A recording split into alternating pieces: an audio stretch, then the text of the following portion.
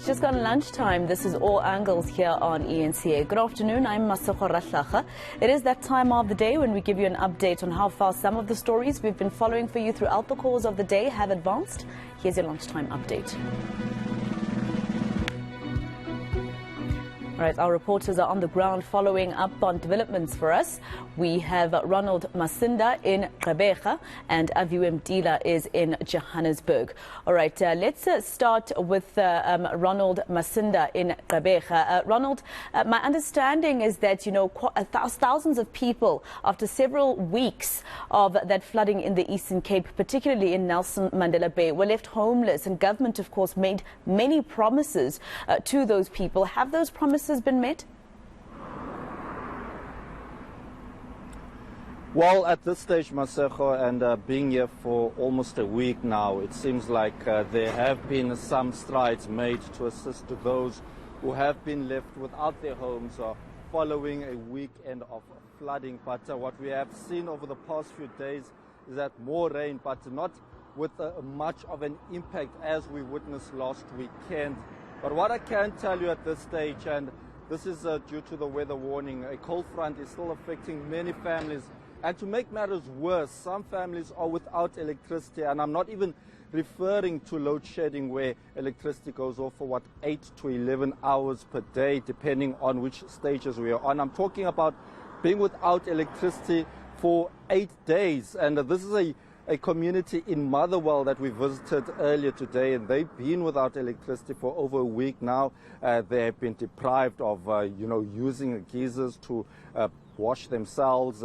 Hot meals have been few and far between, as well as other essential needs that they need when they use electricity. And one of the issues that they are facing with there in Motherwell is the issue of theft and also illegal connections, where an informal settlement is being accused of doing this, depriving the people who are actually paying for rates and taxes. But what we also understand is that the Nelson Mandela Bay municipality has been grappling with that issue of electricity outages, not only due to theft, but also due to the rains that have fallen, damaging some of the key infrastructure. But earlier on, we also spoke to the MMC for Electricity and Energy, Lance Grootboom, and this is what he had to say.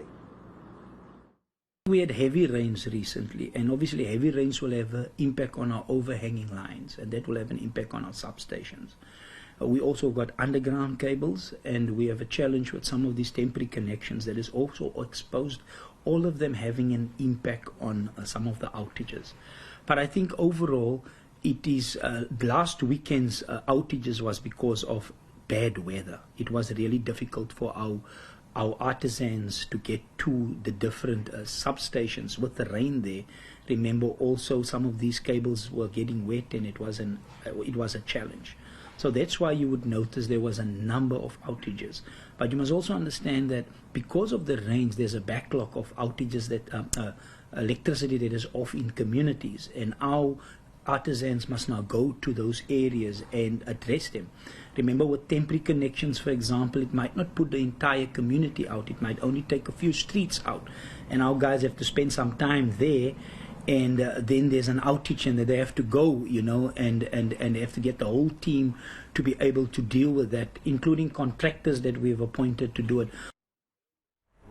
All right, let's bring in Sli Masigane, who's live for us in Bloemfontein. Sli, you're covering the continuation of the bail application by those former G4S employees accused of helping murderer and serial rapist Thabo Bester escape from prison. Now, I understand the investigating officer is still being cross-examined by the defense. What else has come out today? Well, that cross-examination has actually concluded, Maseko, just before lunchtime. We had the lawyer for accused number 7, that is Anastasia Jansen, accused number 8 rather, and she, of course, through her lawyer, has been trying to show the court that she's not a flight risk, that she doesn't have any previous convictions, that in fact she has not even tried to evade her arrest and has been quite cooperative with law enforcement. And so, in essence, the defense for all the accused have been trying to make a case for their clients to show the court that the interests of justice do permit for their release on bail. We know that at this stage, at a bail application stage, it's not about the evidence against the accused in terms of the evidence that's been collected by the police. It's merely whether they meet those conditions to be released on bail. And in essence, they face Schedule 1 offences, meaning the onus was on the state to show the court why they should remain behind bars. Let's just then take a listen to some of the submissions made by Nastasia Janssen's lawyer. She is one of the control room operators accused of opening the gate that released Thabo Bester, allowing him to essentially walk out of the Mangaung Correctional Center. And at this point, the accused will be back in court, Masego, on the 23rd of May for closing arguments. Let's take a listen to Nastasia Janssen's lawyer, Mr. Gary Bursa.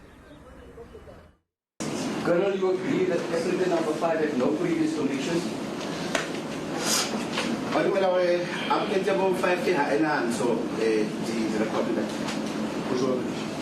Yes, I do. Colonel, you agree applicant number 5 also had no pending cases? And on the lab or run at least that myself. Yes, I do. You also agree there's no warrants against applicant number 5 at this stage? And I found a little warrant. This is back in the day. That's correct. You also agree you don't have any proof that applicant number 5 has a history of violence? And I found the Hana and Lali, Kappa history and Hoka. Yes, I do not have any evidence to the contrary. You also agree that applicant number 5 is not on parole? And I've been to our Hasimuto Park only to the Melano. Yes, I do. You also agree that applicant number 5 does not have a passport, is that correct? And I do about applicant number 5 and number 4. That's correct. You also confirmed that the address of applicant number 5 was confirmed by you? And I when it wasn't to we confirmed the address here. Correct. It's also correct that applicant number 5 was arrested at her house, 9 Abdul 1 Street, Eshkere. All right, Avio, let's come to you now. We have been warned by both Eskom and independent experts about a very bleak winter season in our country. Days have already started to become colder, and you were out and about speaking to Joburg residents about this. How are they coping, and have they actually even made alternative plans somehow for the cold season? Well, Masego, I'm in Buccleuch, where the residents here are trying to ensure that they don't have a cold winter. Well, they're trying to ensure that nothing else but load shedding causes that cold winter. Just like the residents of Gqeberha in Motherwell, they haven't had electricity for at least a week here. You can see some of the Eskom technicians on the ground here in the East Ward of Buccleuch, now covering up the substation after some maintenance, I understand, had been done here. They actually just moved from the Munyaka residency as well, where the Eskom technicians wrapped up at some 30 or so minutes ago. Maseko, it actually took a protest at the headquarters of Eskom a bit earlier on today at around 11 o'clock, where there were tires burnt that actually got the technicians, we assume, to actually start working on the issues here. In fact, I have some of the residents here to get a better understanding of exactly what has been happening and what has happened. Mapula Rakuba, thank you for joining us at ENCA. Maybe do detail, how long have you haven't had electricity and what the latest is? So I'm a Buccleuch resident of the East Ward. The East Ward is the one that's been affected. We haven't had electricity since last week Tuesday. At least 30 minutes or 1 hour at the most will come back in a day.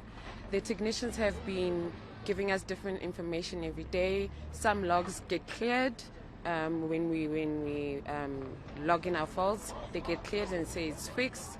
the technicians come and dig at the same places every single day. And the community is now frustrated, and we have to stand up for ourselves because clearly we are on our own right now and we have to fix this. Just maybe quickly tell us about the protest at Eskom a bit earlier on, the headquarters Megawatt Park, and what the resolution there was. Yes, so we had a protest today at Megawatt Park, and an Eskom representative who is standing right there, he did say that the power will be permanently restored by 1 o'clock. It's already past 1 o'clock. There's no power. We don't know what to do now. I was about to ask about that way forward from the residents. Any discussions around that? Well, all we can do as the residents is come together as a community and make sure that these technicians and engineers will fix this problem before the end of today. Okay, that is the hope there, that all of these issues will be fixed by the end of the day, hoping these technicians that are on the ground here will at least solve their electricity woes and that they essentially don't have a cold winter. All right, that was your ENCA lunchtime update from all angles with reporters Aviwe Mtila, Ronald Masinda and Slindelo Masigani.